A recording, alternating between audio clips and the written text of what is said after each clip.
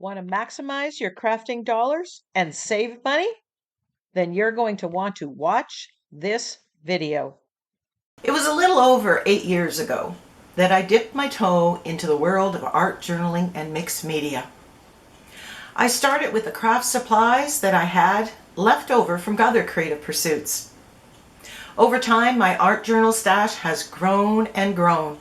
And while there are definitely supplies that you do need to buy and invest in, I'm here to tell you, you don't have to break the bank. I'm going to share with you what I've learned along the way. I've put together a series of 3 videos where I'm going to save you money. I'm going to tell you art journaling supplies that you don't need to buy, ways to spend less on what you do need, and I'm also going to share with you some purchasing tips. The things I share are going to allow you to save those crafting dollars so you can spend them on other art journaling supplies that you really need. So if you want to save money, keep watching.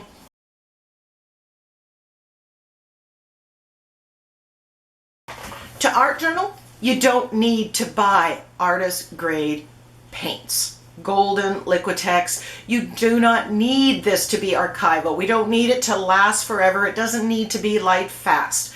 We're experimenting, we're playing. So I use a good student grade paint. Primarily I use Liquitex Basics, and I've gotten some Amsterdam. The price point is good. There's enough pigment in here that I'm satisfied. I don't need to spend twice or 3 times the money to get the artist grade paint. That being said, I also am not going to spend my crafting dollars on getting Dylusions paint or Dina Wakley paints. Now this is not to say that these paints aren't good.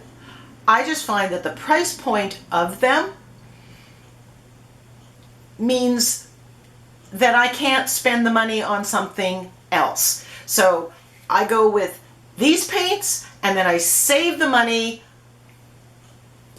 that I would spend on either specialty brand name products or artist grade products. I can spend it on something else in my studio. Before I move on, just a cautionary note. Some dollar store acrylic paints, craft paints do not have a lot of pigment in them. And if you go the ultra cheap route, sometimes you're going to struggle with the paint and it's not going to give you the results that you want at all. So that's why I'm recommending kind of middle of the road for my art journaling. And, you know, I do a lot of canvases, home decor pieces. I use the same thing on there and everything has lasted. There's been no problems.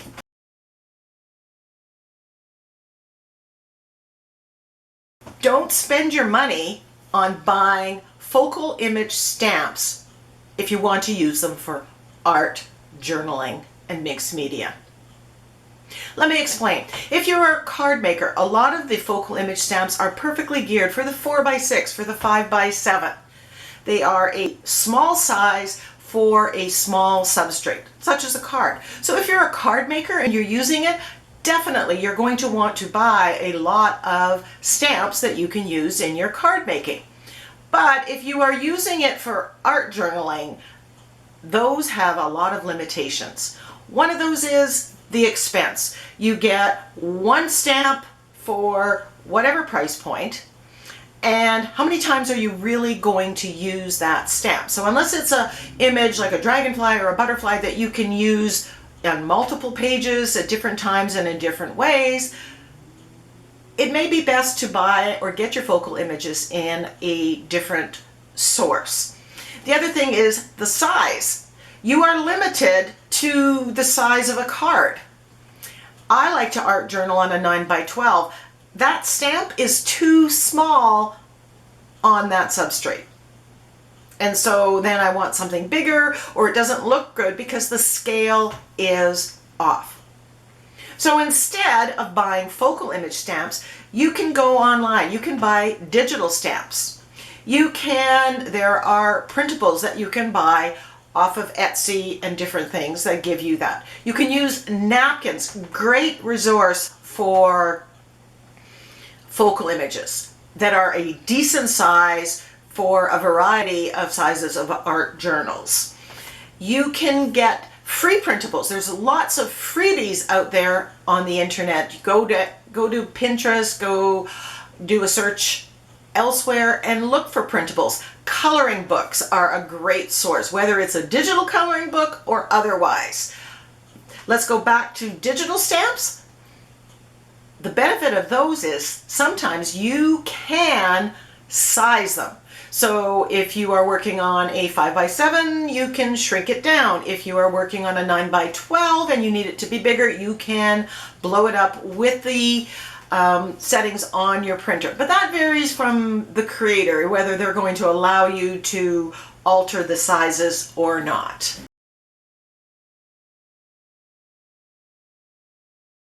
So let's talk about color mediums for a minute.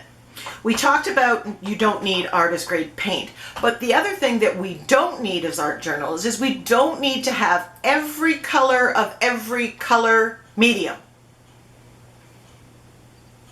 Now I know it is enticing because you watch YouTube videos and you see some creators like me and they have all 72 colors of the distress inks or all the Inktense blocks. But let me tell you, you do not need all of them.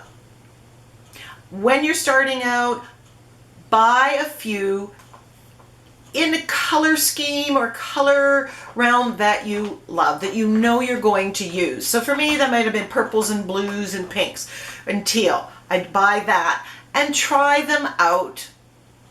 If you like them, you may want to expand on that. These are all the distress inks or distress oxides I own. I've got a variety of colors. I've got a yellow, peach, a brown, a couple blues, a teal, a red, a green, just a smattering of them. And for me, this is all I need. I don't need to have every color. How many yellows do you really need? How many blues do you really need? For the art journaler, you may want to use this product, think it's kind of cool, but you don't need every one of them. Again, I have distress crayons and I love them, but again, I have 12 of them, not however many they have now. The other thing I'm going to say about buying the different color mediums is often they package them in sets of 4 or 5, and sometimes you have no option. You can't buy them singly. But sometimes you can buy them singly, but they're priced better if you get a set of 4. And I always thought that was a better deal, right? You do the dollar thing, it's this much per tube or per color. But what I've found is I may only want 2 of those colors, so the other 2, all I'm doing is storing them. I'm not using them. They aren't colors that I want. So I've changed my way of thinking now, where I will buy the colors I want, even if it costs me more, but then I'm using it. So it's not going to waste, and I'm not just storing something because I have it.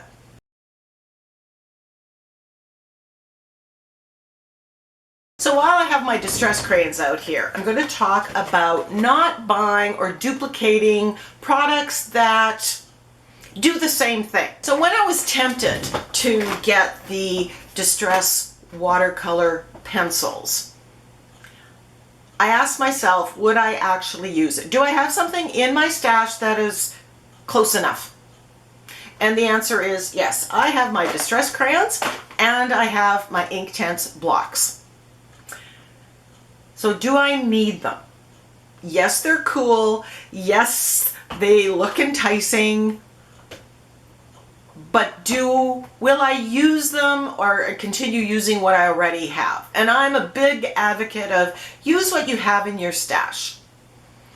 And so I decided that really the watercolor pencils, as great as they looked, and they may actually be wonderful, I don't think I would get the use out of them.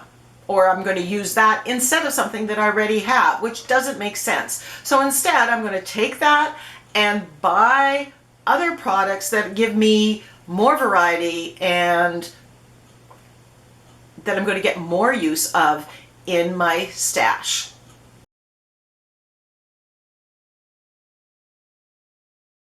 You don't need to buy modeling paste. Now, I use the Crafters Workshop modeling paste and I love it. And I use it primarily on my canvases.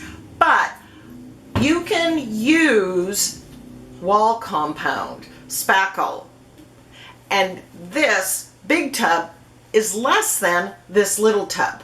Now, I have used this on magnets on my art journal pages and I have never had a problem with it. It doesn't flake off, it doesn't disintegrate, nothing's happening to it. And in my art journal, I don't need it to last forever. I don't need it to be so perfect.